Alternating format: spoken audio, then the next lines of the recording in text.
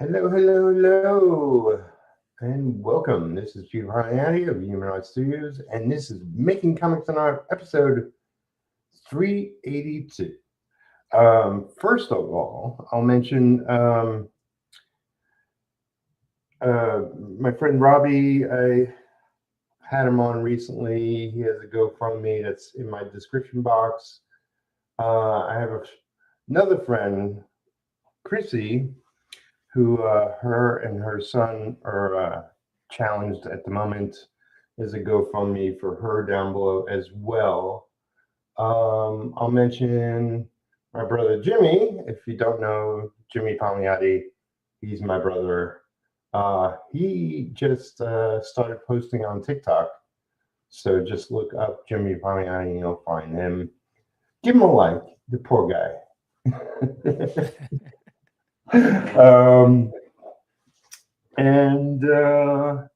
Yeah, all my links are down below. I think I forgot, I meant to put your website down below. If I didn't, sketchcraft.com. It's yeah, it's pretty simple, pretty straightforward. Yeah, I keep it easy for everybody, you know? Well, hey Rob, welcome. How you doing? I'm good. How are you?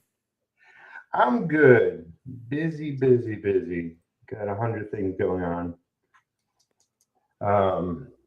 So you got a commission there. Yeah, this was a commission I did recently. So everyone knows I'm working on some NDA stuff right now. So rather than just looking at me for an hour, I thought I recorded this gunslinger commission I did about a couple months ago.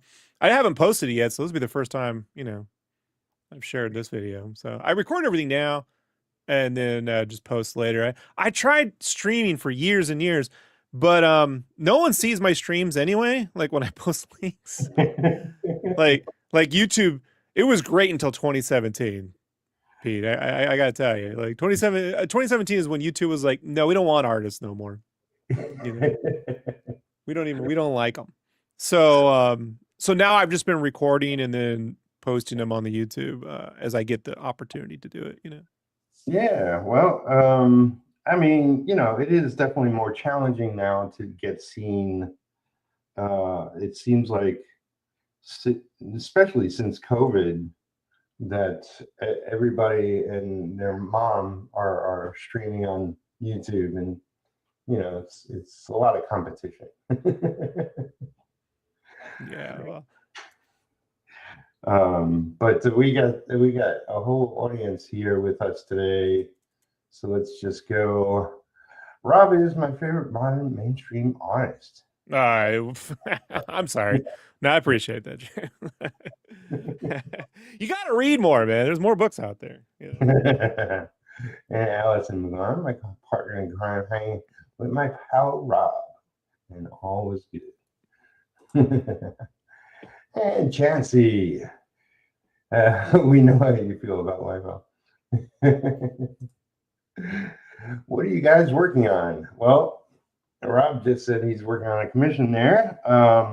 This is Faction Paradox. This is a graphic novel I'm working on. Sort of jumping around pages. But I actually finished page 1 the other day. I should post it around. This is like going to be 130 pages. So it's going to take me a little while. Hey, James, promoting Kanin Marauder. The Jim Cornette of comics, James Windsor Smith. Yes. Appreciate it, Chauncey. Hey, Chauncey. Hey, you. Okay, and hope all is good. Excellent. Anybody has any questions or comments, please continue to chat in the chat.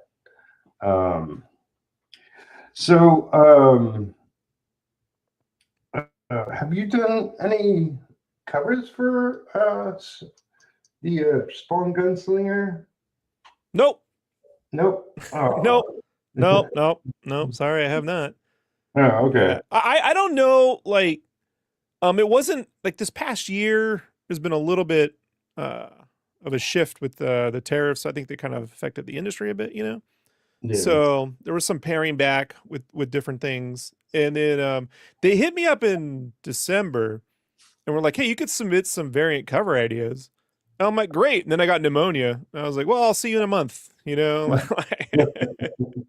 So I'm going to be just regularly doing that anyway now, you know. Like I said, well, you know, maybe I should just, you know, on spec, you know, set some you know, some compositions basically, you know what I mean? See if Right. they're interested, if they bite. But and they've asked me to do some, I got some stuff coming uh relatively soon that hasn't been announced cover wise. Excellent. And that'll be fun. That'll be fun. But in terms of like what you see here, no, you know. I do wonder, not them specifically, but I've had this with other publishers, and it's like sometimes my style, I don't know, like if you don't have a name, they're like, this feels like our people who buy our covers won't go for it unless like they kind of know you, you know, Yeah. which is something it's some feedback I've gotten from different people. And so to that end, I go, well, man, look, either you want to work with me or not, you know, I can't help you. Like, I have no problem selling my art. Why can't you? So I don't know what to say. You know, I know people love cartooning. That's not a problem. I mean, Brett Bean's just selling out of his door comic. You know what I mean? I got my copy. You know, I worked with Brett on Crash 4 for a few years, and super good dude. So like, I'm over here just like being the big Brett Bean fan. You know, finally got to meet him in person at Comic-Con when I went down there to promote the book last summer. So that was awesome. You know. But I'm like, cartooning will sell in mainstream, so I don't, you know, I don't know. Sometimes it's timing, sometimes it might be luck, but I also think it's just how you advertise it, you know? Because here's what's weird, Peter, you know, like, you grew up, you know, in a time that I think I can relate more to. I was young. I'm a lot younger than the, you know, in terms of how I grew up in the 80s, but I grew up fast. So I was reading political cartoons for the cartooning, you know, and it's like people read cartoons every day, but because it tackled maybe politics, they didn't think it was a cartoon, right? But if you look at, you know, Jim Borgman or Phil Oliphant, you know what I mean? Like that stuff was very, very, I mean, that's why Watterson was doing political cartoons at first, you know? Right. And there's no difference in his art, right? When he goes to do Calvin and Hobbes, it's like, no, it's the same artist, man. It's just a different topic. So it is strange to me how like sometimes I get from publishers like, it's too cartoony for our audiences. I'm like, man, I don't know about all that, you know? Like, so sometimes it's just publisher confidence, I guess, you know? Yeah, I mean, absolutely. Because, you know, like, they'll tell you anything when it comes down to it. You know, like, yeah, they're either excited to have you on board or they're not. That's it. You know? Yeah. It's really, it comes down to that choice and what they feel is going on. And, you know, I know like publishers and editors already have a Rolodex of people. So like, they just might not have room for somebody new, you know? Oh yeah. But I mean, sometimes they hit me up. It's like, and I did years ago, you know, I was doing some variant covers for like Kickstarters, you know, and I put all this work into it, you know, full lines, colors, the whole bit, and they would never print them as covers. It was like, you know what I mean? It's like, was it me? Was it me? You know, you paid for it. I don't know what, okay, you know, like, whatever. Were they prints? Were they prints? No, there was, no, some of them just did nothing with it. Oh, geez. Yeah, I'm like, well, all right, man. Like I don't know what I'm supposed to do with this, you know? Your original idea. I mean, you know, like, whatever. Okay. But I had a question for you, too. So you were talking with Uncle Jerk last time, right? Yes. And I was there for the whole stream, but I didn't want to, you know, derail it or nothing, you know? And you were talking about how your pops took you and your brother to your first Comic-Con, right? Right. Yeah, so I got a question. Like, before that, were you reading comics? Were you already a fan, or was that your first exposure to comics? Well, I mean, my first exposure was in comic strips and newspapers. You know, he'd bring home 3 or 4 newspapers every day, and I'd be like on those those strips. 100%. After that, like the very first comics, both me and Jimmy were aware of were our local barber. Okay. You know, so he had copies of Archie, he had copies of Richard Rich, stuff like that. You know, comics for kids.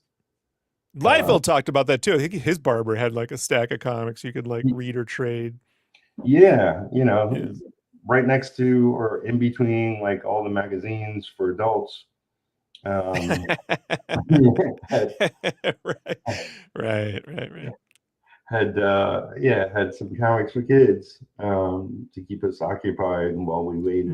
But I mean, when you went to the con, you already were reading regular like mainstream comics. So like, were you going there as a fan, or were you surprised? You know, like I believe so. I mean, like I'm not good at timeline stuff. Like I confuse what came before or after.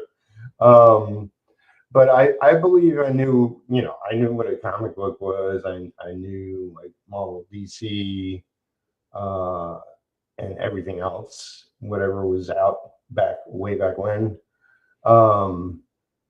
And yeah, like the first convention was the seedy hotel in Brooklyn. That it was mostly comic book dealers selling comic books, and George Perez in the middle of the room. yeah, George has always been friendly, right? Because like in 90, I want to say 95, when Event, they had a little booth. Well, they had I met your brother in the 94 con when they had Ash, right? That first dropped. Yep. And then he was there, so I got like a little Ash sketch from him. And then but I think it was the next year, 95 or 96, I can't remember, but they were on the back side of the wall of the Marvel booth. It was like along the Marvel booth wall. So they had Mark Teixeira was with them, and George was there promoting Crimson Plague, right? Right. So this was pre-Avengers reboot, right? Might have been 96. Anyway, I walked because for some reason I had just gotten a hold of the Wonder Woman issue where he drew where like, you know, all the Athens stuff was in space. Oh yeah. Yeah, and it blew my mind. I was like, this fucking shit is crazy, right? Like, so I get to con and I look down and I don't know what people look like, but I always read their name tags. That's the first thing I learned, right? Like, read the name tags. And I go, you're George Perez. He goes, I am. How do you're too young to know who I am. I'm like, are you kidding me? So I started like labeling off the issue, you know, and freaking out on him.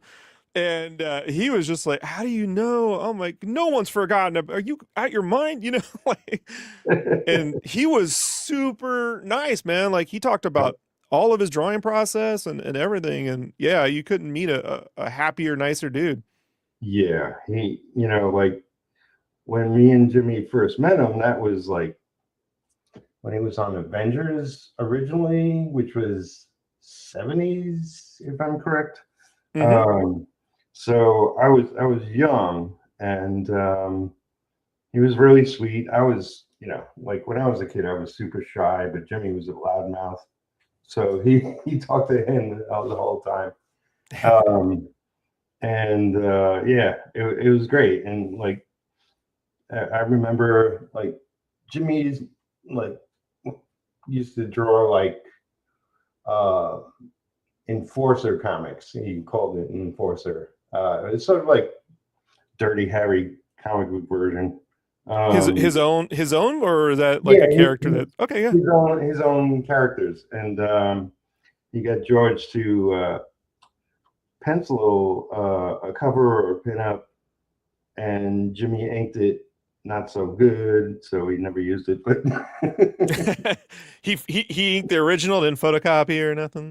Oh yeah, back then it was just like, yeah, he just inked the original. I was like, oh. Nice. Nice.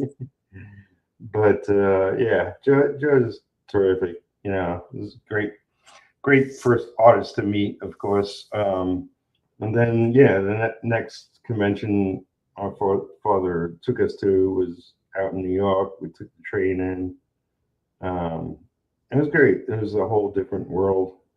Now, Um, were you drawing your own like mini comics, or were you like redrawing? Because when I was in high school, I really didn't do my own stuff. Because my idea is like no one was interested in that. So I would spend my time like drawing, like could I redraw the whole issue, like looking at the comic and then myself just on on a bigger sheet of paper, like redraw, So yeah, like, were you doing anything like that or just I, I mean, I love to draw, but when I was young, and I'm pretty much still to this day, what I draw a lot is just faces, right? Um, it's something that's super fun, super relaxing, and for me, like I'm getting into penciling, so it's just good for me to keep sketching on the side, right? right, right? Um, and yeah, I attempted throughout the years, like when I was young and later on, like to do my own comics. I think the earliest thing I attempted was like, both me and my brother like Conan. So I was like, I'll do my own barbarian kind of characters and call them rock and roll. Um, I did a whole, Very clever. yeah, I Nice. did a whole Ralph bunch of, Bakshi was very impressed, right? yeah. Nice. Nice. I did a whole bunch of pages, but I mean, like a beginning artist, a beginning inker, it was very heavy. Like my feathering, my lines, everything was too dark and just overworked, and I was like, Right. I did like 7, 9 pages, looked at it and like, nah, this isn't good. At 6, you still had hope, right? Like, Yeah, yeah. right. But by 9, you were like, "Yeah, we're done with this experiment." I tried. I tried. Yeah, my high school comic was you'll never guess. It was kind of like a Pinky and the Brain thing where like two aliens crash on Earth, like a smart one and a dumb one, and they Uh, lived under a bowling alley, oh wow. planning to destroy the world. And they all use bowling like theme shit because they didn't, like that was like their influence on Earth culture. I don't know why.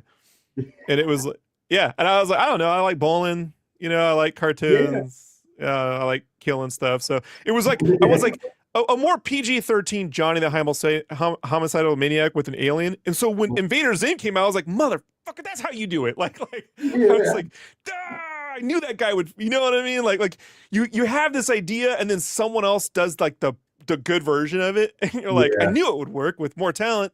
Like with someone who knew what they were doing, could execute this thing. So yeah, If it was only never. I knew how to do it right. It would Uh, let down my fellow like art, like not just art friends like in art class, but like the people around me who because they see me drawing. I would draw like one-eyed woodchuck, like turtle spoofs, right? One-eyed woodchuck, like bad kickboxing woodchucks or something, some stupid shit like that, or like a guy with a sentient gun, and it would break up into like 6 different guns, and it would then and it would take off. You know what I mean? Like they'd try to form the gun, and he could never find his gun, like Cable with a Voltron gun, and they right. would just like, what are you doing, man? So I would redraw the other comics so I could show people, no, I could do this shit too, but my heart is in the stupid, just none of you plebes get it, so whatever. Yeah. I mean, I remember like I drew when I was really young. When I was beginning to really get into the comic strips, one of the first things I did was like with Peanuts, you know, Yeah. um, I, I I shaded in Charlie Brown and Friends. I made them 3 dimensional. Like that was Right. my practice Yeah. or something. Yeah, I loved Garfield, not so much for the story, but I like the shape design. Right, right. Like he would draw cups and mugs and they would all be stylized, right? And like have a 3 dimensionality, but like a cartoon. three-dimensionality. So Yeah, like I remember the first time I found out photocopy machines existed. I was like, can we copy these? And at that time, in the 80s, those copy jockeys would take it seriously. You're gonna break copyright. I'm like, it's for the kid, man. I just want to color my book without ruining the book, because I know I'll ruin this book, and I'm not gonna get another one if I ruin the book. So my father, who had a security company, would then he would just photocopy at night at the different offices, so I'd have to deal oh with yeah, it. yeah. Yeah. But yeah, I would color. I wouldn't do the black and white. I didn't discover this until my 30s, but I have that thing called synesthesia, like, so I see like letters and colors and in color, like letters and numbers in color. So like if I remember, like if your name I see as purple, green, orange, green, red, they don't think about the letters, so Hmm. much. Yeah, and it's very consistent. So I couldn't handle a lot of black and white. They would give me headaches, like black and white comics, because my Right. uncles, I didn't have no access to comic shops, like maybe Crown Books in the strip, the comic strip section, right? Um, but my uncles had their childhood rec room in this house that my grandmother had left them, and in there was all their comics, and really probably about 30 years worth of Mad magazines dating Nice. back to like the 50s, right? So I read all the original stuff, and after like 10 issues of Spy versus Spy, I'd get horrendous headaches. Oh wow. I'd start to like trip, like I guess you could say I was tripping out, but like I'd start to see them stereoscopically too, It was really Yeah. weird. So I was like, all Wow. right, like I gotta chill out on this black and white comic stuff, So I started coloring them in. Although Spy versus Spy, hard to pick a color, So Garfield, I had a guide once the cartoons came out, like you kind of knew, where the colors should go. Mm. So that was always fun. I do want to answer. Chauncey had a quick question before Yeah, I yeah, lose yeah. track. Was it Chauncey or James? James had a question. I'll answer this. This one. Yeah. So James says, Rob, we had a talk a while back about Carlos Meglia. How would you say his work affected my development as an artist? Well, it kind of did. Do you know who Carlos Meglia is, Peter? Well, only from you. Um, Yes. Thank you. I might have seen his work, but I don't always put artist and name together, because it looks very familiar, Right. and Yeah. he does wonderful work. He's a professional cartoonist. He started his career in the mid 70s, and then ended up working at Warner Brothers Animation, Hanna-Barbera, Disney, everywhere. And then he was an Argentinian artist, and then he had his big breakout with a comic called Cyber 6, which eventually got an animated series. They did 12 episodes that were animated by a company called TMS, who did all the best animation, like on Tiny Toons and the Batman animated series. I did look So it up. I did look it yeah, up. Yeah, it's great stuff. Yeah. yeah, and that cartoon is animated in his art style, which is really awesome to see. You don't get much of that anymore. Right. And so I really didn't discover his art, and I discovered Cyber 6 at Comic-Con, but it wasn't until I saw his he did the Star Wars Underworld limited series, like 4 or 5 Oh, issues. And when that came out, like 2001, sorry, yeah, 2001, 2002, somewhere around there. Uh, it was like what I was already like. I was like, oh, this guy just does what I'm trying to do. Like he figured it out. So I wouldn't say I sat there with the books open, because by that part I was really focusing on like making sure I understood fundamentals and perspective. But anytime I felt like I can't draw, or I'm not good enough, or this industry will fucking hate me, like I would reopen Meglia stuff and get re-energized. I would say to this day, yeah, yeah. and unfortunately he passed away in 2008. Right. Way too early. All the good ones do. Right. So as a development, not really, but in an inadvertent way, maybe, because like like he had a hand in some cartoons, and those cartoons affected me either way. Um, and so yeah, I don't know. I think we're just a kindred spirit. Although that guy is obviously a far better illustrator, even by my age. And so, but I think coming out of the 60s and 70s, they did so much drawing so fast, right? Yeah, I mean, it's a whole I mean, I've been thinking about it probably too much, but it's a whole different world now where to be any sort of competition, you have to be doing all these other things that aren't art. And that kind of sucks. Right. That I feel like, and this isn't 100% true. I'm just saying in general, all right? Right. In general, these days, and say in the last 10 years specifically, when we say speed, they're like, how do I use 3D models or something to kind of get more detail put in, you know? Right. Whereas I feel the speed that was achieved maybe in the 70s, 80s, and 90s to an extent was more like, how can I get gestural down? Like how can I utilize the most out of the least amount of work, Like breaking things down into simpler shapes if possible, or smart shape design, or can I fill in this with a different ink texture and some black to give you like more of a textural effect rather than drawing all the folds or drawing, because even if you look at those comic strips like Watterson, they're only drawing, like if it's in the kitchen, there's no background, it's white. It's Right. just the counter. Even if the counter's against a wall and there's a window, we ain't drawing the window. We're just drawing the counter. And then in the next panel, the window might be there, like Yeah. if it needs to be.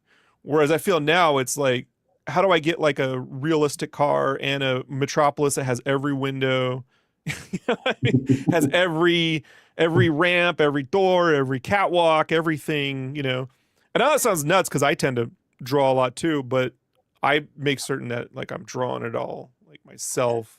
And that's not a knock on the model thing. I just feel like artists lose their identity when they go down that path.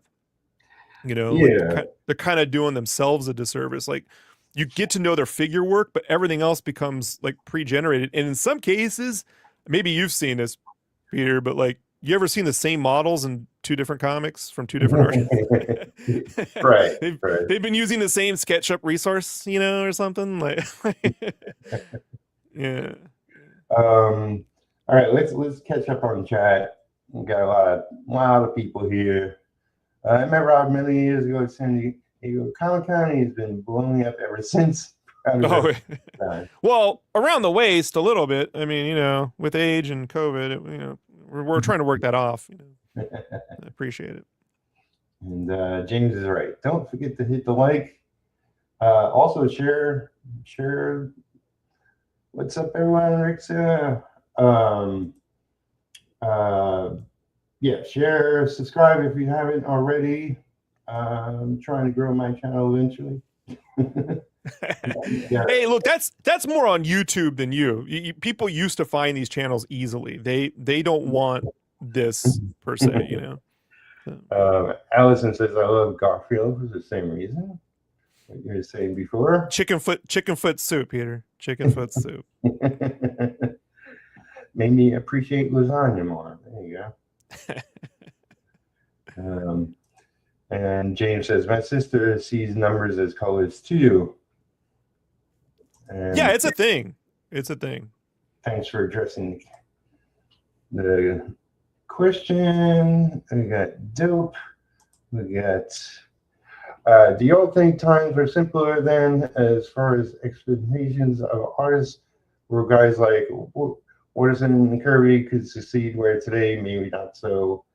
I mean, they would be different creations nowadays. I think, like if they did things outside themselves, like if they followed the trends, if they followed what other people were up to and tried to duplicate that. It's like I look at people like John Buscema way back when, or Alex Toth, who were simple, straightforward artists, and were both incredibly fast because of that, and incredibly great. Yeah, they would be different creations now. Different people. Also, Watterson's a little bit different. That Watterson's doing everything himself, like not just writing, but he's inking. He's doing a lot of art in ink, whereas Kirby's laying down pencils, right? So yeah, we can't. And now a lot of the books are expected to basically be either completely drawn in ink or digital, or you're handling both of, like I handled the drawing and inking technically on Spawn Kills, and Yep. like I remember when it started, I was like, a lot of my digital work I had kept really soft and not solid. Like it was solid when you colored it, but I kept it semi-transparent to avoid having to deal with straight inks in Photoshop. I didn't like doing it, and I don't really understand. I don't like the feel of Clip Studio Paint. Doesn't agree with Rob. So and I've been trying since Manga Studio, when it was called Manga. It just didn't work for me. So when the gig came up, I was like, man, how am I gonna get this figured out? And so I came up with the process during the course of the book that worked, but I do feel a lot of folks kind of having to being able to do half the job means you're free to not think about the other half and let someone else think about the other half. That's where a great inker, right, can finish the piece, and then hopefully a third new artist emerges, right? That if the two are team going, and it's a whole different thing. Yeah, so I think in terms of comic books, I really wished I'd come back. I mean, I'd love nothing more than to be able to hand my Ruffy lines to someone and they just finish it. But that ain't happening. So so we're in this stage now, where, and it really is a shame, because I do think this push for productivity and speed has, unfortunately, the end result of it has been AI, It's but that's not doing anyone any good. No, it's not. So again, like I think these days, like I go through different kicks, like in terms of new art and old art, and I've just been digging back through like Borgman's Zitz art, and I don't know if you're familiar with Jim Borgman, but Jim Borgman's the guy that like Bill Watterson praised, and so you can see the influence, and Watterson went his own way, but Borgman's been doing the same comic with that Baby Blues guy for 30 friggin' years, dude. It's pretty nuts. And then when I think about The Dark Knight Returns, right, one would say probably the most seminal comic of our lifetime. It's extremely cartoony, and loose and open, right? Yeah, like in a way that probably would not get approved these days. Like if you were a nobody, I mean, there are current artists that like Ken Moore. Is that Dan Moore? Yeah, Dan Moore. Yeah, that's right, Dan Moore. Is he the one doing Absolute Batman or some other title? I forget. No, he draws more like the classic Jim Lee style, like over there at DC. He's got that strong, like Romita Jr. Jim Lee figure work, right? It's loose. It's you know, like nothing is tight about it. And that's a quality that not every artist goes with, It's like I've worked on a wide range of artists. This particular thing is going to kill me. This is okay. So this is Les Lyndon Gardner, a friend of mine. We wanted to work together for years. We're finally getting a chance to. Now he's working digitally. This is something new to me. Like for years, I've been, not working on original pencils, which was a change for me years ago. Not too long ago, but years ago, because I most of my career I've worked on original pencils. So this is printed out in red or blue or whatever your preference is, and then you ink over it. But he pencils digitally, and so he's able to zoom in and do all this little detail and then zoom out and all that jazz. So yeah, for me to ink it traditionally, there's no zoom in and zoom out. Yeah, I started doing colored line art like in '96, Like at Right. school, they got this big Mac lab and Photoshop like 2.5 or whatever. And so like and they had a scanner, so I'd scan in my drawings, and I'm like, I could just print this out in color, like blue, right? Like that photo blue that I'd see everyone draw because I didn't have Yeah. blue pencils. And then I could just ink this on my own, right? And not ruin my art. And I don't have to deal with tracing on a light board, which I hated. I hated doing. Right. Yeah. And I just remember when I got my first gig at an art department at this t-shirt company, Mad Engine, in 2005, 6-ish, around there. I had been doing this process now for almost 10 years, right? So it was just how I worked. And anytime you had to draw on there, they were like, I was like, yeah, I'm gonna print. I would print it out, and they would be like, "What are you doing?" You know, I'm like, I'm printing this out to ink it, and they're like, "We got a light board right there." And I'm like, I'm not. I don't. There's no need to. I can just print out my sketch and finish. Like, I don't have to. I'm not doing a light board. They're like, well, you're wasting paper. I'm like, no, no, no. One sheet of paper is going to be used either way. No.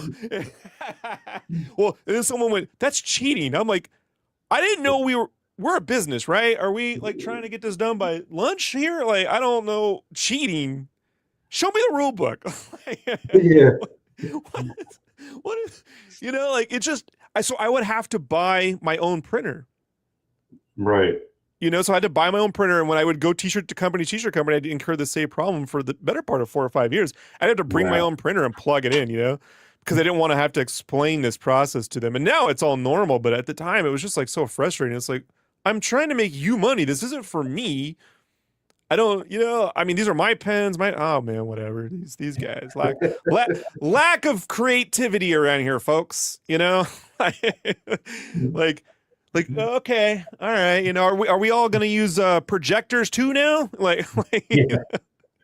those projectors were the worst, you know, like you blow it up and you're like, I guess that's the drawing, man. Like you got to really do some math there. I mean, like back in the day, I did try, you mentioned Lightbox. I did try Lightbox. That didn't work for me because staring into a light bulb was not my idea of fun. Right. Right. Just like, you know, the worst parts of everything they told you would happen with TV when you're a kid. If you look at it too long, well, how about a light box? Why don't we just try pure light? I mean, you know, if you maybe do breakdowns and then light box that might work, you know, like, but not like not the way some people do it. So let's see.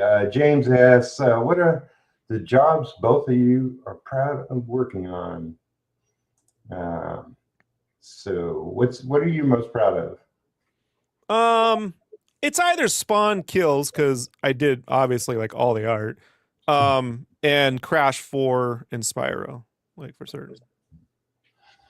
Go check those out, kids. Well, those are video games. Yes, that's last two. Yeah, working on that at Toys for Bob was super, super awesome. Well, you know, I worked on a lot of stuff. I mean, like, you know, I was a big Marvel fan. You know, I didn't only work on read Marvel comics, but I read DC and Dark Horse and everything that was out back when. Malibu. What about the indie scene in the 80s, like the Turtles and Carrot? Like, were you into that? Like, I was into Nexus. I was into A Distant Soil, Elfwest, Concrete, so Howard Chankin, American Flag. Yeah, American Flag. So many, like, all the highbrow stuff, I see. There's no Pete the Peeled postal worker for you, right? But yeah, so I mean, I know, like, when I was working on Razor, which was a bad girl from the 90s. I remember that. With my friend Richard Pollard. Okay. I started to get good. That's when I noticed, like, you know, I've been inking for years, somehow getting work, but the quality of my artwork maybe because me and him did a bunch more pages than, like anything I did before with any other artist. I really got to focus and improve my skills. And that was just before I jumped onto Aquaman. So I definitely, was proud of some of the eraser work, and definitely the first issue of Aquaman that I did, my skills 10x'd. Right. I got the job because of Jim Calvary, the penciler, not because of the editor. It happens. It was Jim that recommended me, and Jim that got me the job. I had to actually do a test. He mailed me some panels to ink, and Sure. I inked those panels. I gave them to the editor, and he's like, "That's nice. Let's see what Jim says." And Jim approved. So we got on the phone for every single page and going over every single panel. And what do you want here? What do you want there? There's a different texture here. What about the water? What about his hair? I asked him everything. And it took me a little over a month, and I worked day and night, weekends, everything. And I'm super proud of issue 10 of Aquaman that I worked on. Awesome.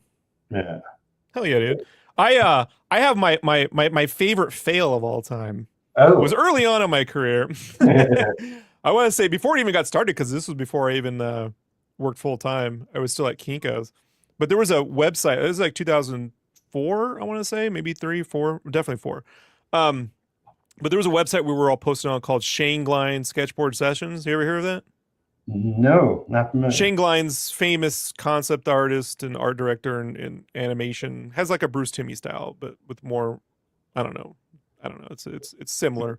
Anyway, he had a pad, his place was up in Van Nuys, and I lived in San Diego, but he had a message board, like a posting board.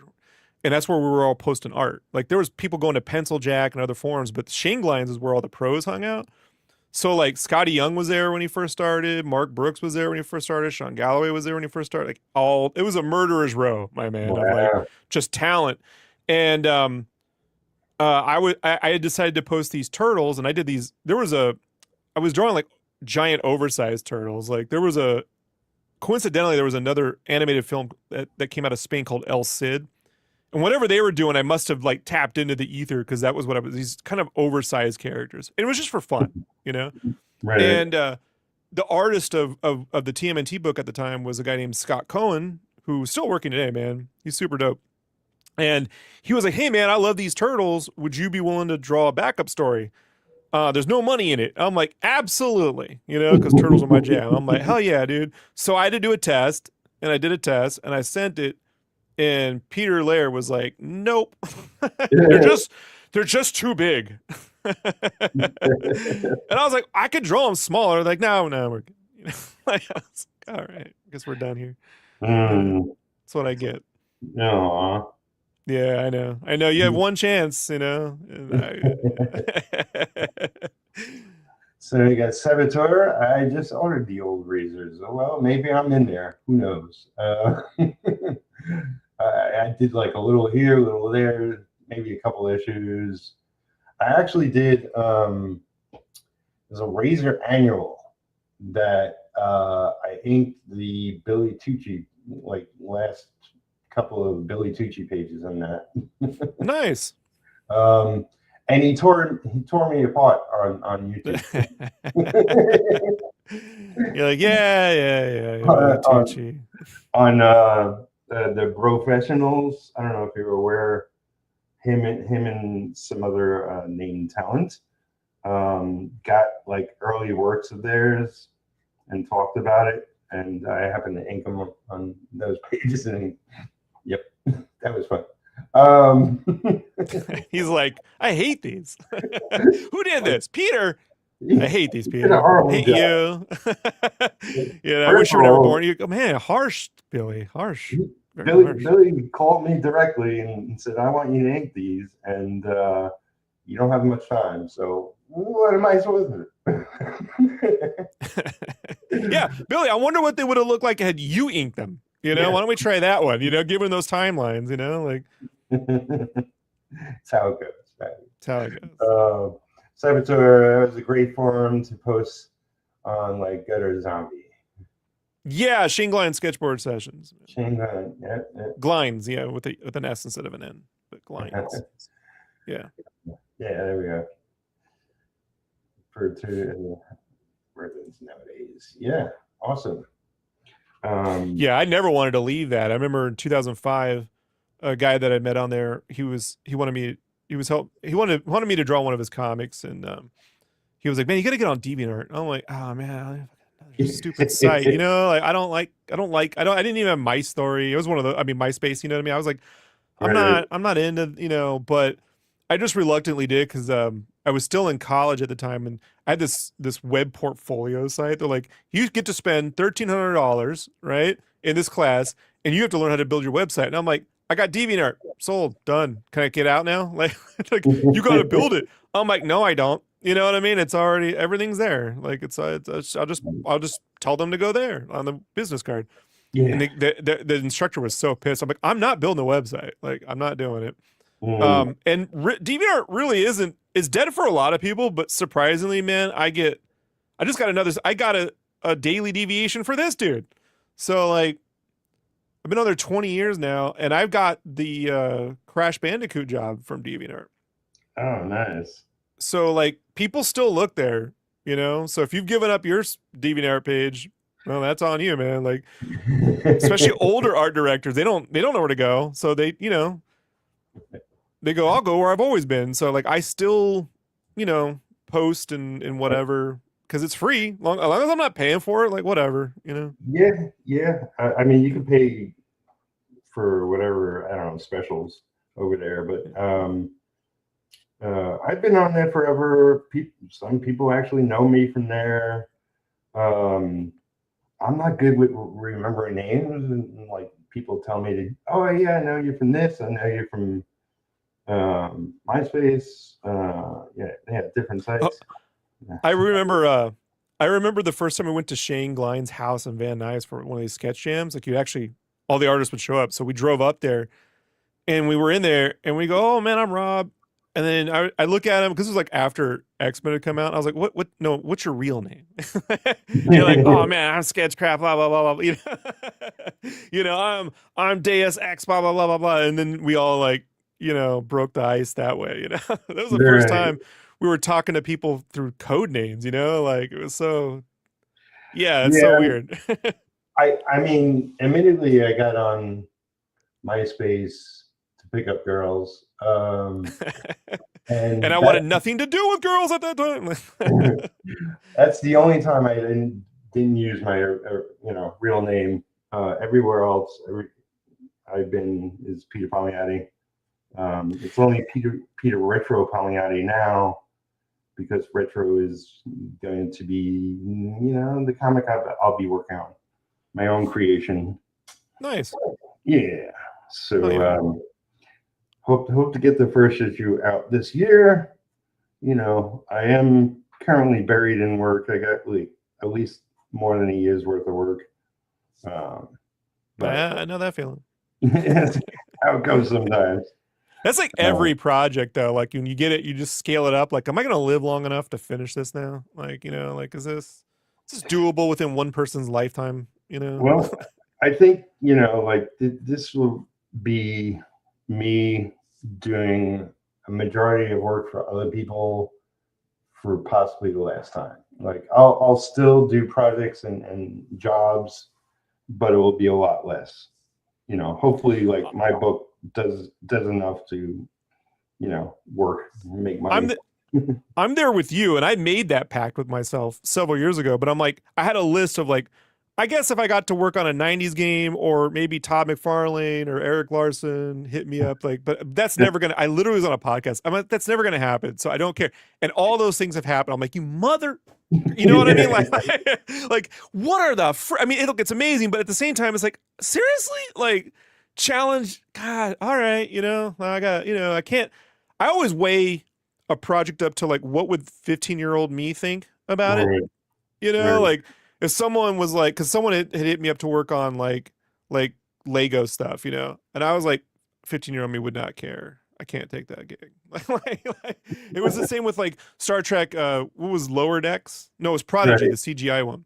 Oh yeah, yeah. I got hit up to do some stuff on that, like not really art, like prop design or something, and which they say is the entry level way into the business.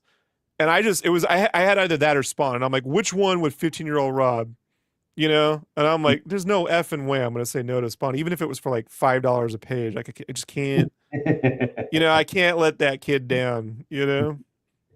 So, Totally. Well, I guess if Marvel called me to work on Daredevil, I'll work on oh yeah, that. hell yeah, I dude. mean, I inked backgrounds on that for when my brother was doing it. Nice. But Hey, and I don't want to get no one in trouble here, but why is Casada like shitting on his own art? Like from the 90s now. Like, what's up with that? Like, he put up some oh post about like this wizard cover sucks. I'm like, I got that on my wall blown up, man. Like, no, yeah, no, you're out your friggin' mind. Like what? So you know what?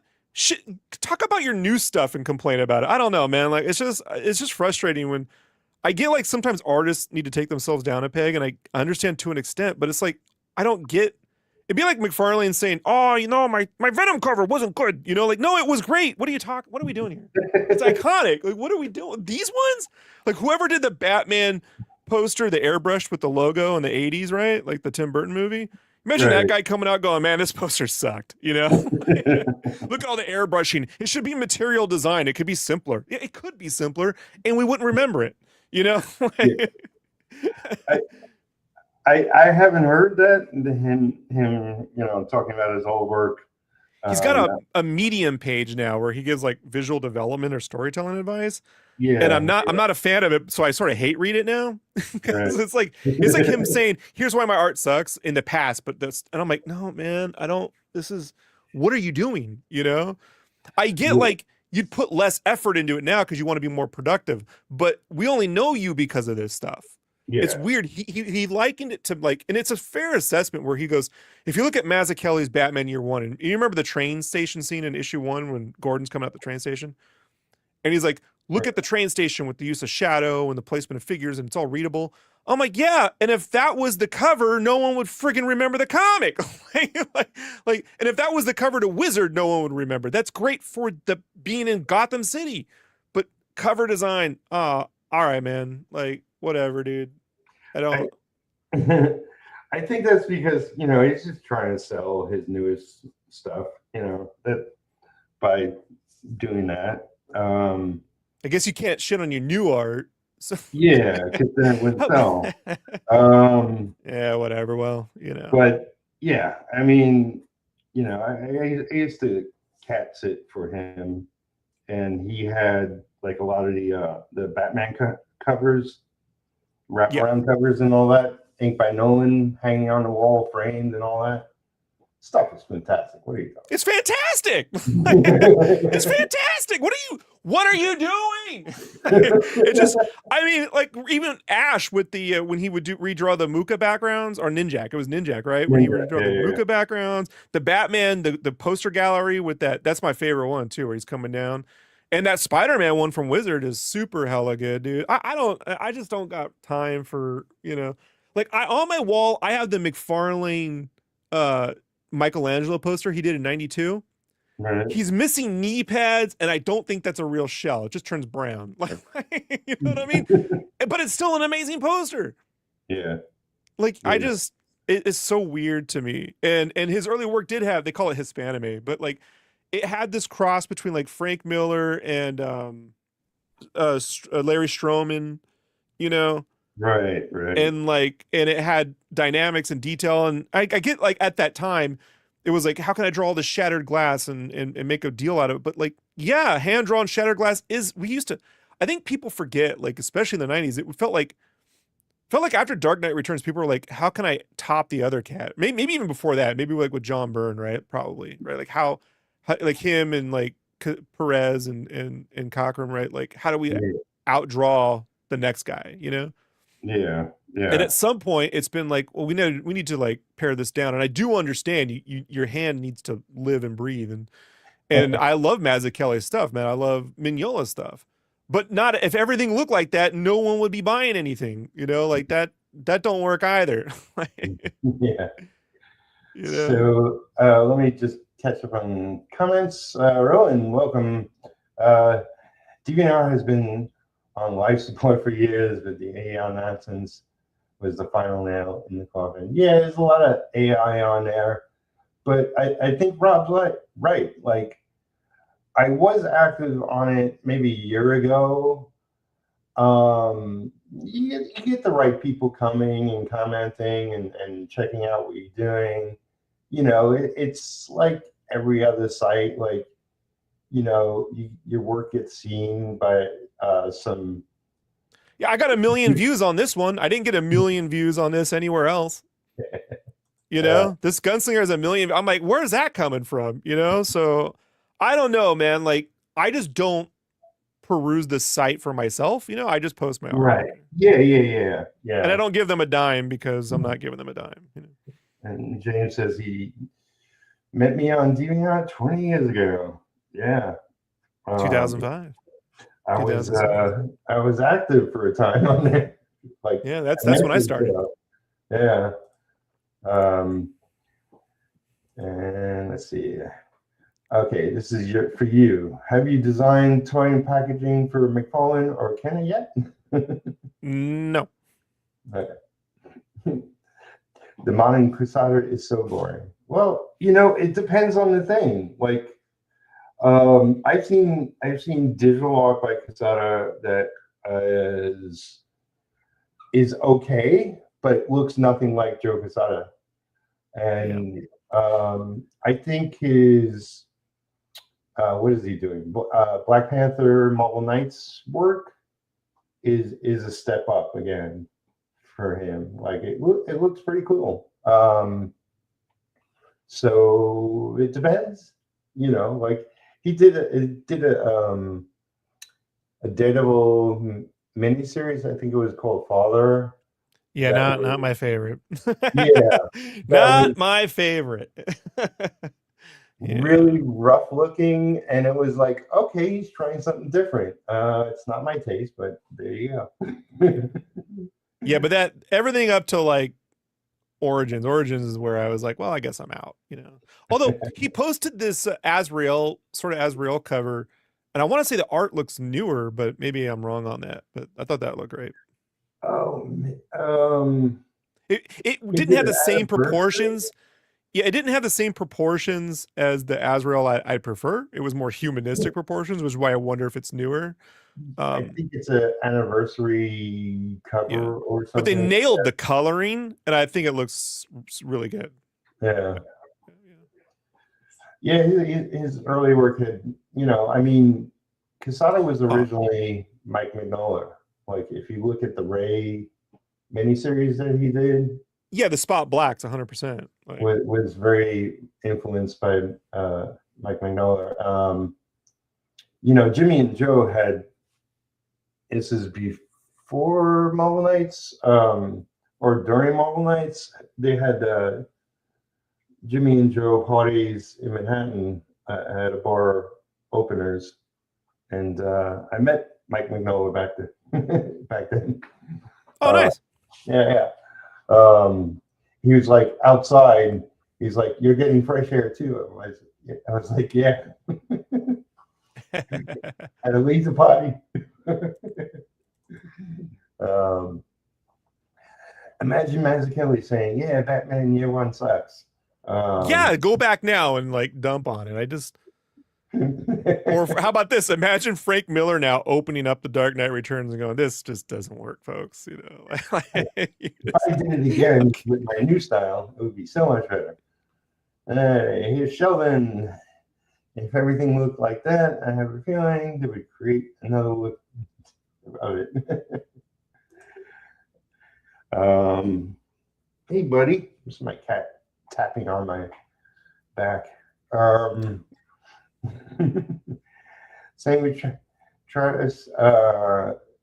looks nothing like cool 90s stuff in Cantonite. He's putting in work. Yeah, like Travis, not now. Like he might be doing too much effort right now. I'm like, maybe pare it down back to where it was before. Like, because I mean, he was like, I was looking, he did that interview with Mark Miller, and it was really great interview. I highly recommend it. It's super enjoyable to listen I gotta check it out.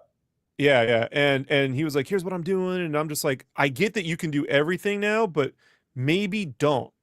Like, like I just felt he hit a peak with that wild somewhere between that the Captain America poster he did in World War II and the X-Men, you know, right, the Wolverine and Wildcats 1 through 3 with Richard Friend. And then it's like, you're doing too much after that. Like, that was great. Like, I wish I could hit something where I'm like, man, that's just keep doing that. You know, I know artists don't like to, but I mean, overall, man, like, I just think, like, I like what I'm doing now. I would just be wary, like, I don't go too far with these people. I feel like sometimes artists can parody themselves if they shorthand too much. You know what I mean? Like, when you're like, yeah, I know how to cut that out and just draw this from scratch, and I don't have to do this thing here, and then it starts to look really wonky. So, you know, speaking of Hispanime artists and Casada and your brother, I own a page of Ash. Yeah, the Ash 22 Brides, the one that Humberto Ramos drew that your brother inked did. Like, oh, okay. Yeah, I picked that up like for almost nothing, dude. Like during COVID when everyone was selling stuff, you know, and got it from a collector in Spain, and they shipped it over, and it's got all the original blue pencils. Like Jimmy did not erase it, thank God. right. So you can see all the underdrawing and extra stuff too, you know. And it's a full figure with him and the dinosaurs. I told him that too because we were on a meeting at Todd because he did some writing work over the last year or two. Yeah. So, oh man. Yeah. Humberto Ramos back when he was also, like, to me, a superstar. Like, I love this stuff. Like, just his Impulse is still my favorite. Impulse and Crimson and Crimson. Right. Yeah, he did fun Deviate. stuff. You know, not a great book, but it had some awesome layouts. Yeah, you know, sometimes the story characters don't matter. It's just the art. I'm with you. On that. I'm with you. Oh, did you know that I was the one that came up with the name Ash? Seriously? Yeah. It's a great name, bro. I'm saying right now, it's a shame I think they sold it to Paramount or Nickelodeon or some DreamWorks or something like that back. Yeah, real shame, because if there's any one character that would have fit perfectly in the MCU, it would be a firefighting superhero like Shazam, right? like how great an idea is that? But why'd you come up? Is it just pop in your head, or did you what did they have before, like Firestarter or some shit? And you were like, no. No. Like, actually, so Jimmy called me up. He said, me and Joe created this character. He told me a little about him, fire powers, blah, blah, blah. I was like, Ash. You know, like, I didn't hesitate. It was just like, you didn't just see the Evil Dead, did you? Like no, I mean, okay. Look, there's a lot of things called Ash. If you look out there, but I mean, you know, fire powers. Right. And Jimmy said, well, they both thought of that previously, but because I also said it, then they were like, okay, give Peter some credits. Getting that DreamWorks money? I got a large screen TV. Oh, okay. So I got credit in a Wizard magazine. My brother gave me credit, and a large screen TV when they made the first deal. Nice. It was supposed to be, because they went to DreamWorks. It was supposed to be the first computer animated superhero movie. You know, of course, it got dragged for years and years and years, which, you know, to their benefit, they continued to make money from it being nothing. but it would have been much better if it was there was a actual, lot of those comics being kept in development hell at animation studios, like Bone over at Nickelodeon, and then Fathom over at Fox Animation, right? right. At the time, yeah, because Yeah. Michael Turner would talk, we're gonna do the water like Prince of Egypt, and I'm like, oh shit, like that's gonna be amazing, and then that never happened. Yeah. All right, let me catch up. Well, we could stop at any point if you gotta go or whatever, but yeah. I can do another 30 minutes. Oh, really? That's fine. Oh, Yeah, I can do another 30 minutes. Yeah. all right. Yeah, massive fists with not knuckles. Yeah, I mean, like he did the big hands, big feet. Like that continued with what's his face? Joe Mad. Joe Mad, yeah, Joe Right. Mad. Favorite dress work, Wildstorm, yeah, Metabarons. I never checked out his Metabarons. Not my cup of tea. So for me, it's like the wild. I just think the level of clarity and openness and design with the way they topped. I just think with Wildcats, and Richard Friend said this on his own stream, and I agree. Like Scott Lobdell, just put him in the damn costume. Like stop with the normal clothes heroes, man. Like what are you doing? Just put him in the costume. I don't care if they seem stupid. We're here for the costumes. Unless you're gonna buy all the copies yourself, Lobdell. So Roland asks, who would erase the blue lines when inking? Like, specifically, like with my brother, like, he inked. Like I could say, as an inker that's been doing this for 30 plus years, I inked hundreds of books. Jimmy has inked thousands of books in his career. Like he's super fast. But he did have a bunch of assistants, me included. I mean, like if it's just blue lines, that's okay. You can leave those down on the paper. If it's pencils, then you got to erase the pencils. So I've heard it because I used to go to Comic-Con in the 90s when I was a kid, and I would spend more of my time with the art collectors because I could see all the pages. I could see the Stephen Platt stuff up close, right? Amazing. It's that Crypt versus Prophet 2-page spread, dude.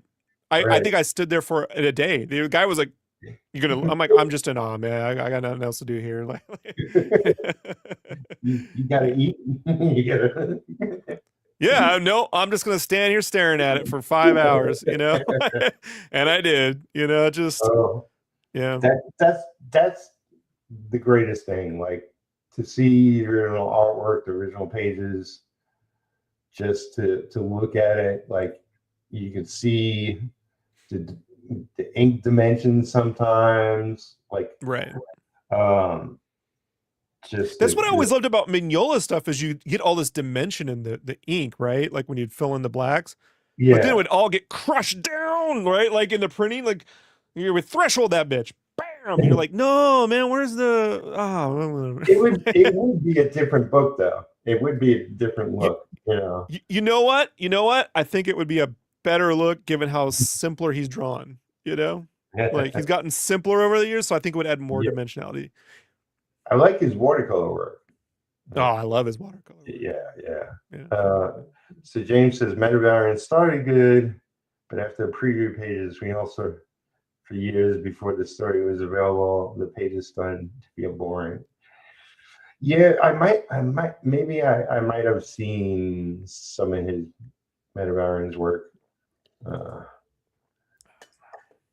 Ash and Victor.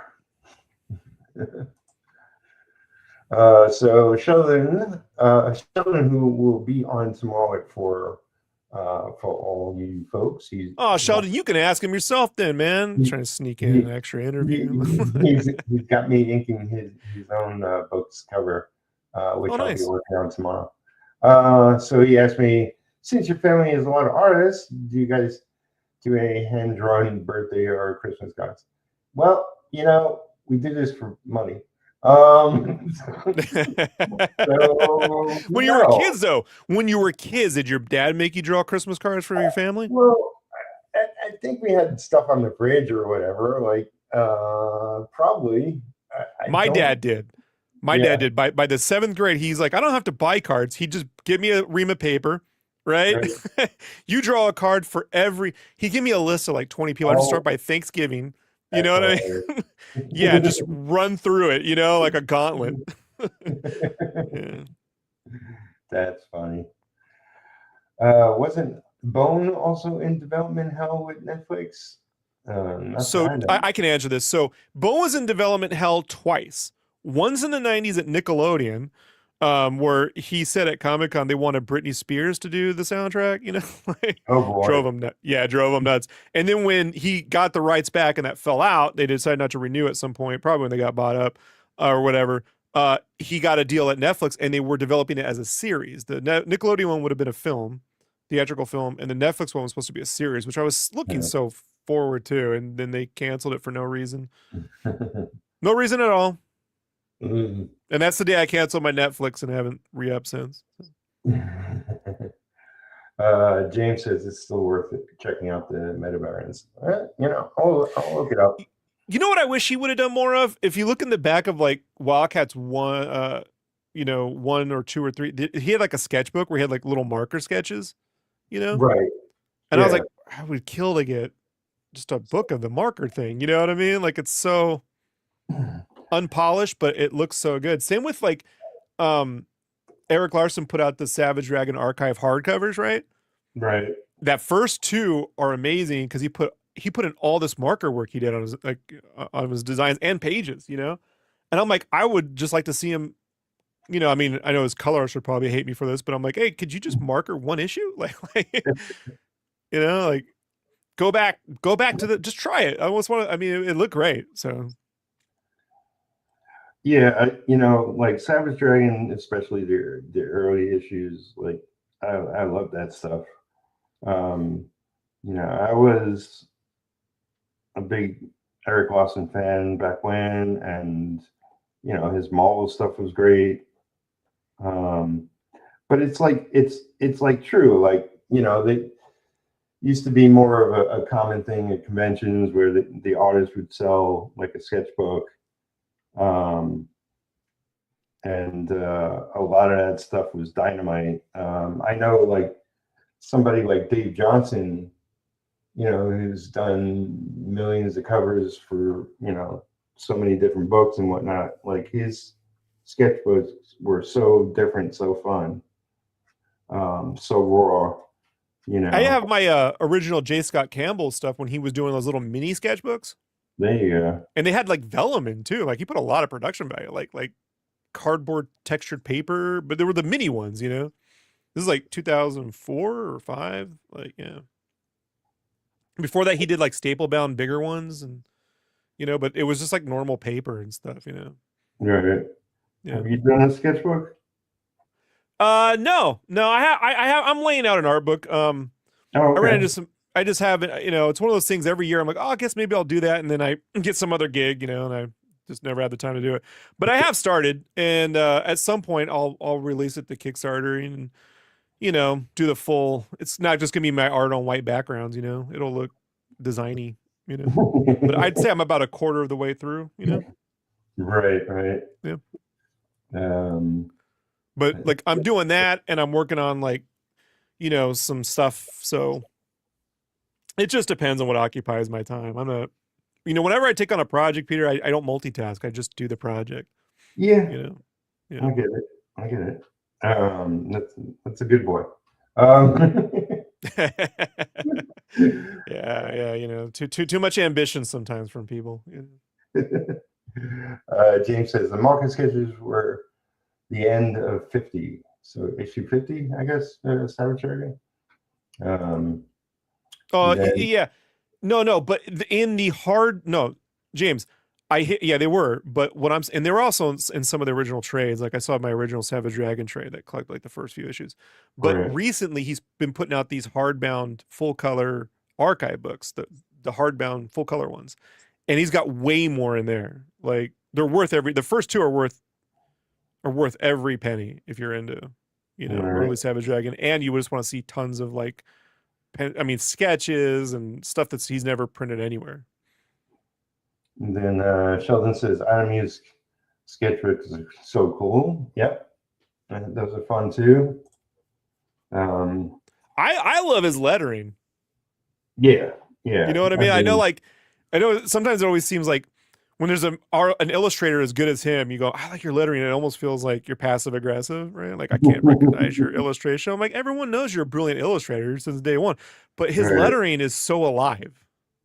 Yeah. Right. Like when he draws a POW, it feels chunky and real. It doesn't feel I think that's incredibly difficult to do with letters, you know? Yeah. Yeah. I mean, you know, it's something I aspire to. I don't know if I will achieve, you know, like you want to pull things from certain artists that they do so well, you know. Right.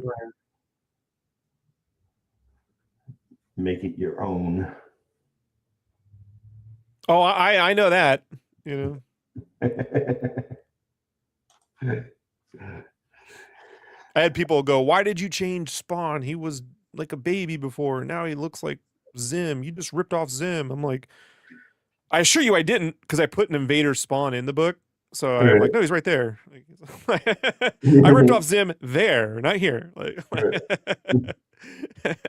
you know, but I don't know, man. Like sometimes, you know, you get on a book, you can do one of two things. You can continue what they did or put your spin on it and pray for the best, you know? Right. And I figure at this point, it's like, I'd rather put my own spin on it and fail than continue and maybe still fail, you know? Yeah. I mean, you know, you gotta just try things and put it out there, and, you know, could all be failures, but like, you know, that's like when you get your Daredevil book, are you going to go with like the father look? Like big dude with like, a chest, super ginormous, you know, like, no, it's like no backgrounds. No, I mean, like, you know, Joe is pretty close to what I would do, like what Joe did, you know. Maybe that cover he did with David Mack, the color pencil. Oh yeah. You know, the color pencil one with the cherubs. Right. Yeah, that's probably that. That's my favorite. I think right there. Yeah, so well, good. David Mack and him, the collaborations they did were great. And Eisenov's color too, like the way Eisenov would use the color to show Echo's like expressive, or her, you know, her how she registered, you know, intensity and stuff. Right. Yeah, I thought it was genius. Yeah. David's a great guy. He's always like, "Hey, Pete, how's it going?" when I see him at conventions and whatnot. Oh, nice. Yeah. He's not like Billy Tushy, right? The evil Billy Tushy. That no good scoundrel. Billy's a nice guy. You know, it's a grown man. We're calling him Billy. It's to stop. All right. Like, I know Billy before he was anything, and you know, it's funny. Like, I know a lot of people before they weren't names. Especially being in New York, right? Like, yeah. I mean, I used to see Jay Lee all the time.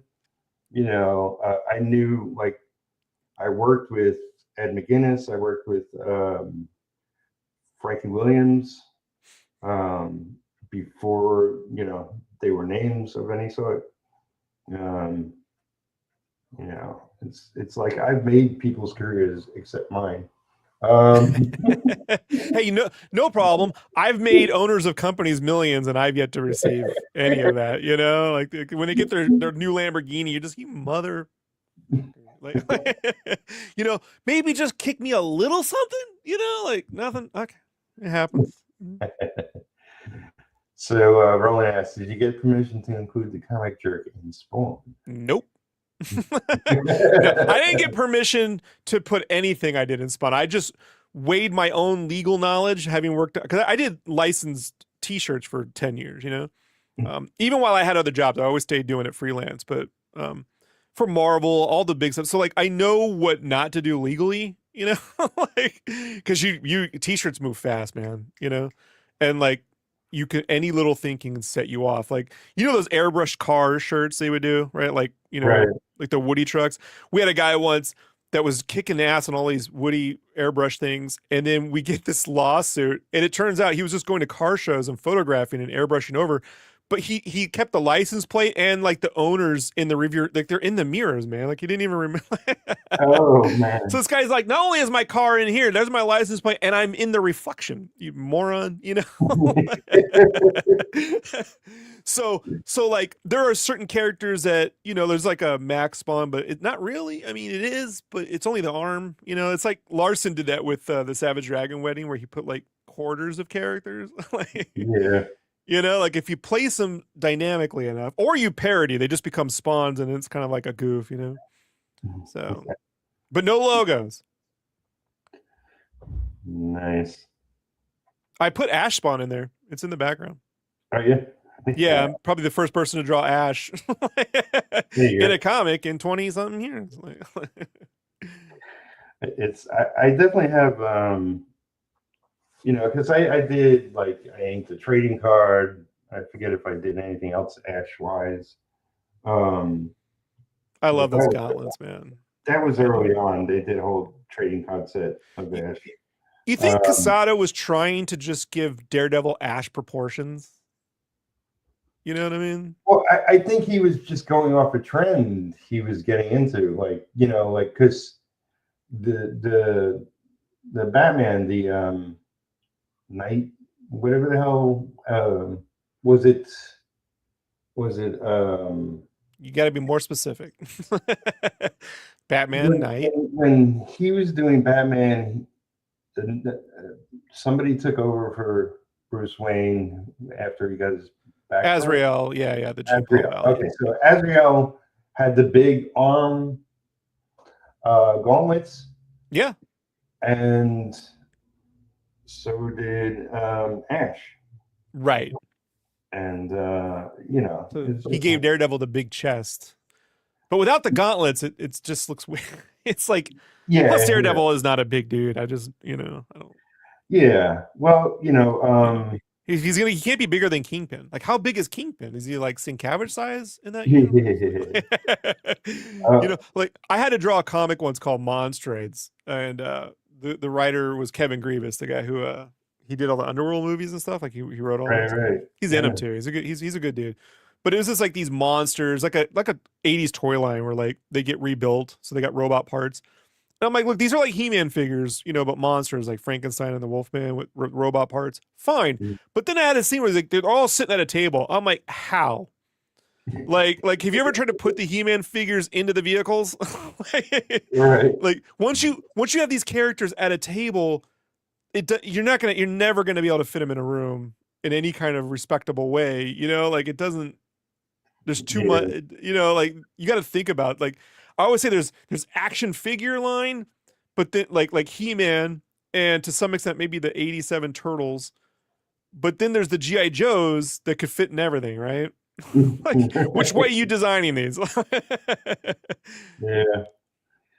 Um, well, I always thought like you know like the way John Byrne drew Cyclops was the perfect way, and then Jim Lee takes over, or like I'm sure other artists drew him bigger, but all of a sudden he's super muscular dude, and it's like no, they called him slim for a reason. Yeah.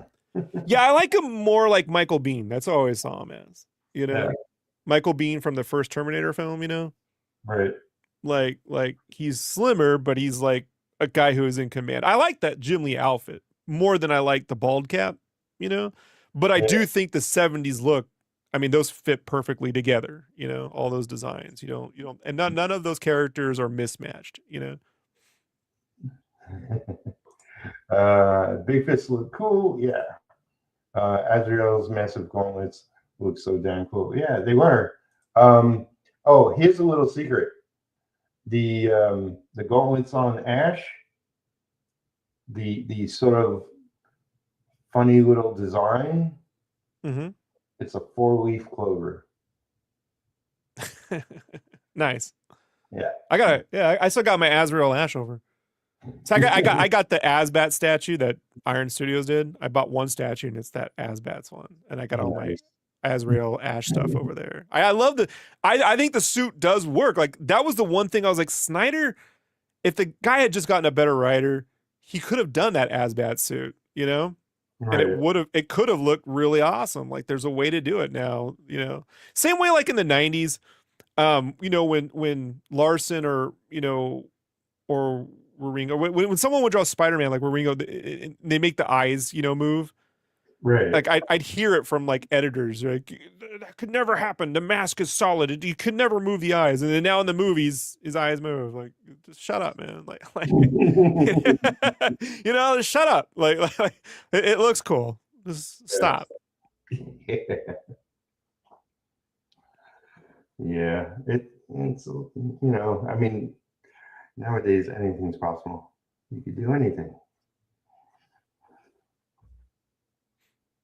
Yeah, I mean, I think the only thing I encountered was like, you know, when you got like a little chibi spawn, and I'm like, he's got the boot and the gauntlet. There's only so many ways you can draw that small, Peter. Like, you know what I mean? Those items weren't meant to be drawn at like, you know, Calvin size. Yeah. So like, it took some like, okay, I gotta like figure out how to reproportion. I tried to pitch the book more as a comic strip format initially, you know, like I even redrew, I posted it up on my Deviant. I redrew one of the Watterson strips, you know, and I gave credit, but just internally for my own thing, I redrew it like a Spawn strip, you know, just to be like, because he's so small, you know, if you do the big image, it's got to have the big anchor image, right? Like right there, like your big spaceship.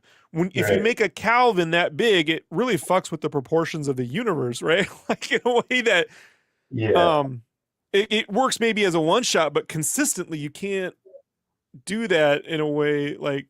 So I was always fighting like the proportions to him compared to the world, you know? Yeah. And so they would change panel to panel, but I tried really hard to make sure it wasn't jarring, you know, like, cause it really can be. I mean, Spider-Man is a perfect example. I think it was Byrne that did it. Oh, my cat agrees. You said John Byrne, the cat was like, who? Yep, that guy.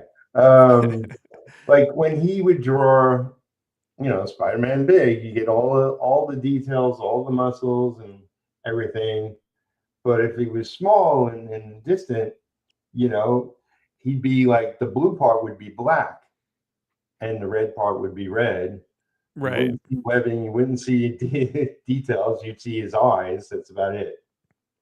I remember in issue 3, there's a spread I drew. In the book, it was originally written that he runs down the street. And I was telling the writer, John, I was like, you know, that we can do that. But Spawn doesn't really run.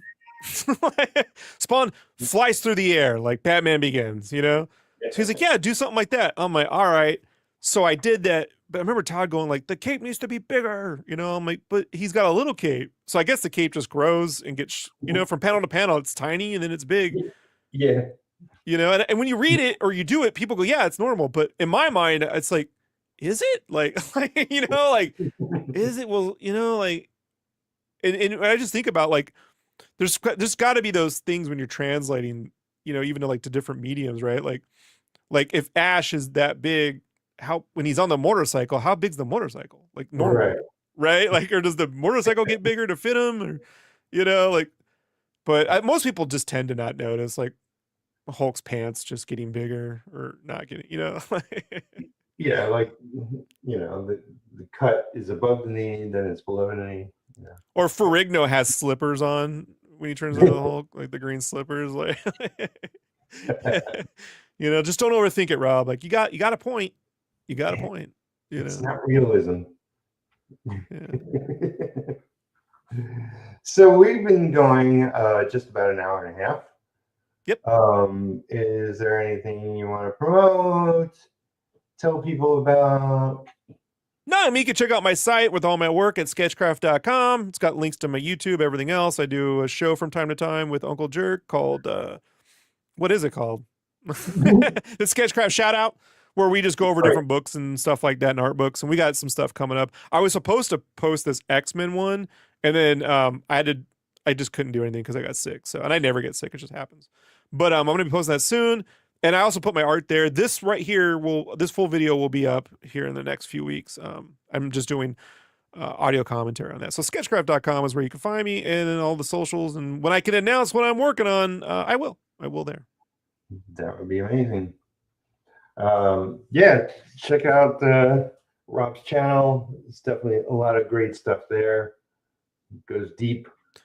Yeah, no memberships, all free. You know, like yeah, buy art from me. Everything else, just you know, it's there. All the videos I have up, like the real-time videos, they're not meant for you to watch for 3 hours. They're meant to leave on, or if you know what I mean? Like, and really, what they're really meant for is I forget how I do shit. So, like, I just leave them there. So sometimes when I'm like, how did I do that thing? I just use it as a reference for myself. But yeah, I mean, there's plenty of stuff to put in while you're drawing, and, you know, time to kill. So. Absolutely. Well, I really like the drawing you've been doing in record. I know Shelby Robertson calls them my fake strings, but I'm like, I can't show I mean, what are you supposed to do, right? Like, you know, like, what are you supposed to do? You're doing NBA stuff. Do that. I mean, you know, they do voiceovers to their videos. I mean, it's the same diff, right? Right. I could just sit here looking at the camera. I'm like, yeah, that's an option too. You know, see me age in real time. Here's me drinking coffee.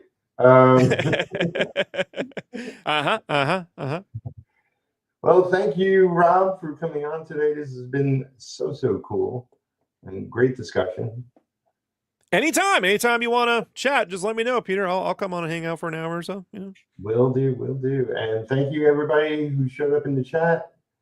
Lots of discussion going on there, and yeah, share this with. And remember, Peter came up with the name Ash, so if they do something with that, he's owed another TV. That's right. The second one. OLED. So, yep. Till next time, I'll be here tomorrow with Sheldon, 4:00 p.m. Eastern. Yeah, keep making art, keep making comics,